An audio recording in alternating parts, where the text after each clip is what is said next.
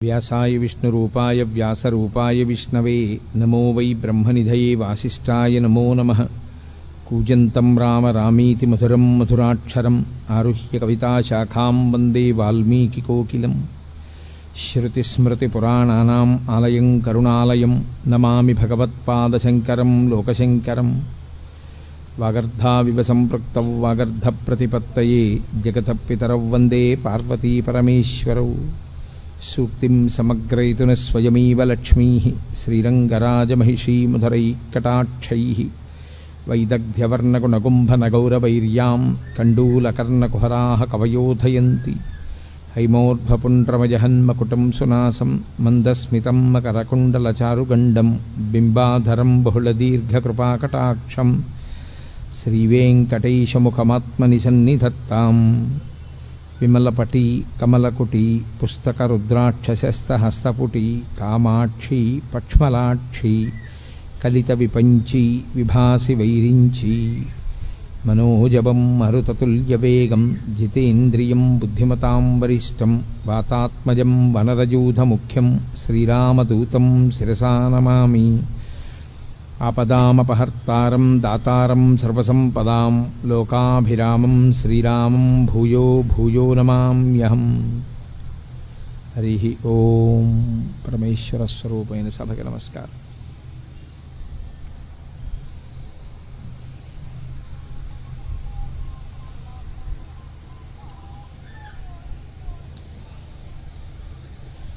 భగవద్గీత ఆధ్యాత్మిక సంపదకి సంబంధించినంత వరకు సనాతన ధర్మంలో అసలు భగవద్గీత పేరు వినని వాళ్ళు ఉండరు.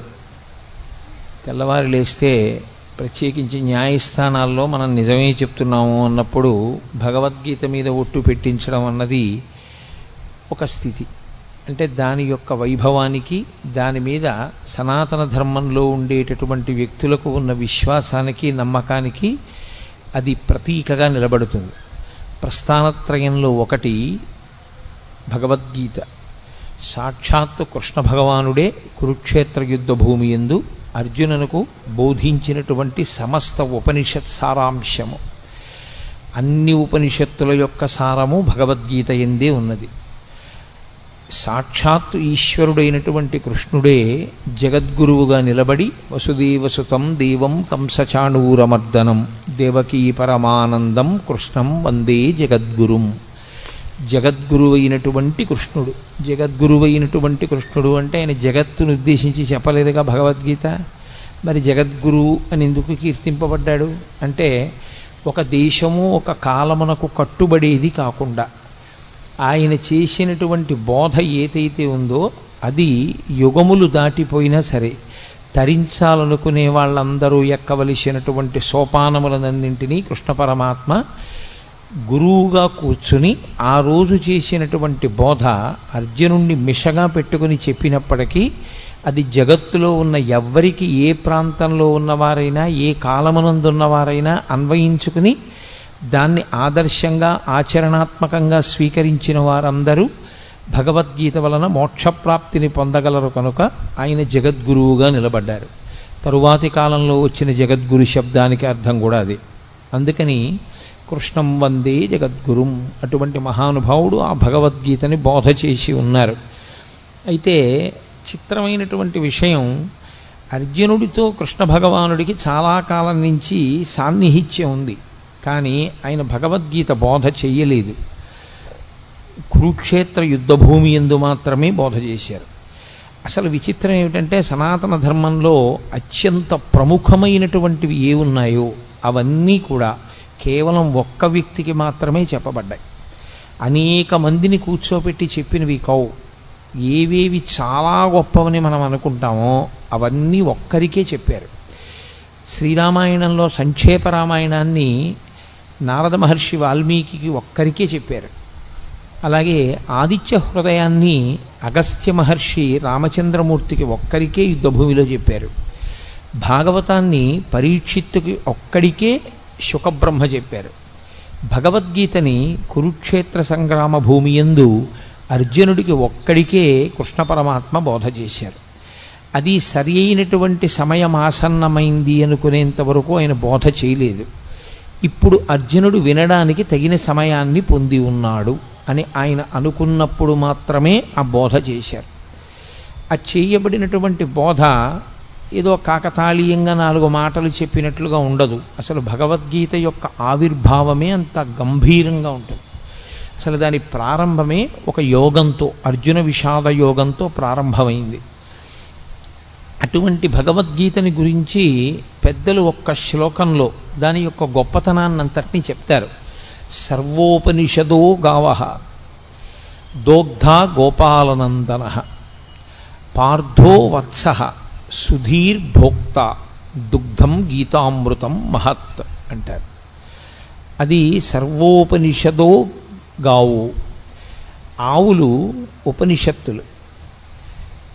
ఉపనిషత్తులు ఆవులైతే ఉపనిషత్తులు ఉండేది వేదముల యొక్క చివర ఉంటాయి. వాటికి ఆ పేరు రావడం వెనకాతలే ఒక రహస్యం ఉంది. అసలు దాని పేరే ఉపనిషత్. ఉపనిషద్ అన్న మాటకి 2 అర్థాలు. ఒకటి, ఉపనయనం అయిన తర్వాత గాయత్రీ మంత్రం చెయ్యడానికి కావలసిన అధికారము సిద్ధించిన తరువాత గురువుగారికి దగ్గరగా కూర్చుని బ్రహ్మజ్ఞానమును పొందేటటువంటి అవకాశాన్ని బ్రహ్మచారి పొందితే ఉపనిషద్. పక్కన కూర్చున్నాడు, పక్కన కూర్చుని ఉప శబ్దము చేత దగ్గరగా కూర్చుని గురువుగారి దగ్గర వినడానికి కావలసిన యోగ్యతని పొందడం ఉపనిషదే. షద్ జీర్ణం అవడం కానిది, జీర్ణము కానిది లోకంలో బ్రహ్మం ఒక్కటే. జీర్ణము కానటువంటి బ్రహ్మమునకు దగ్గరగా గురువుగారు తన యొక్క బోధ చేత తీసుకుని వెళ్ళడం కూడా ఉపనిషద్.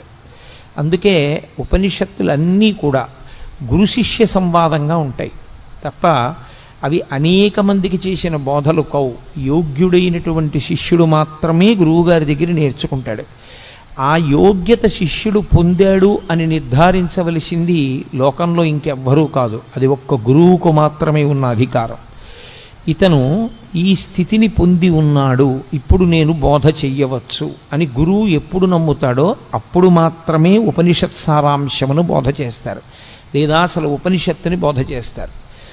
అటువంటిది సమస్త ఉపనిషత్తుల సారమైనటువంటి భగవద్గీతని బోధ చేయడానికి ఏదో యోగ్యతని చూడవలసి ఉంటుంది కృష్ణ పరమాత్మ. అంతేకాని ఏ యోగ్యతలు లేకుండా ఇక్కడ ఏదో అడిగాడు ఇక్కడ చెప్పేస్తే బాగుంటుందని చెప్పింది కాదు యుద్ధభూమిలో. అందుకే అది ఇంకొకరికి వినపడదు కూడా, ఒక్క అర్జునుడికే వినపడుతుంది.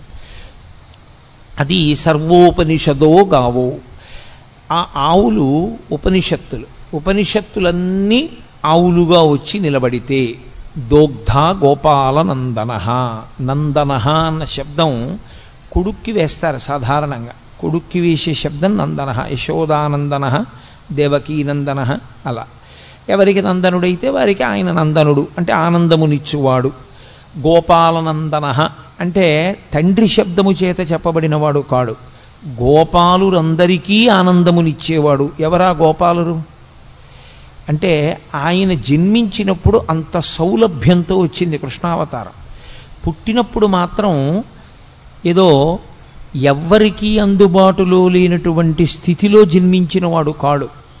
అందరికీ అందుబాటులో ఉండడానికి ఎంతగా ఆచారనిష్ట తెలియని వాళ్ళు ఉంటారో అటువంటి వారి మధ్య పుట్టాడు. తలకడిగితే మొలకడగరు, మొలకడిగితే తలకడగరు. అంత ఆచారం తెలియనటువంటి గోపాల బాలుర మధ్య జన్మించాడు. అందుకే ఏ పాములిరుగక ఏ పారుమేటికి పశుల కాపరి ఇంట పాము కలిగి, ఏ కర్మయును లేక వెలయునొక్కడికిని జాతకర్మంబులు సంభవించే, ఏ తల్లి చనుబాలు ఎన్నడెరుగని ప్రోఢ తల్లి యశోదచనుల పాలు త్రవనిరిగి, ఏ హాని వృద్ధుల నిరుగని బ్రహ్మంబు పొదివిటిలో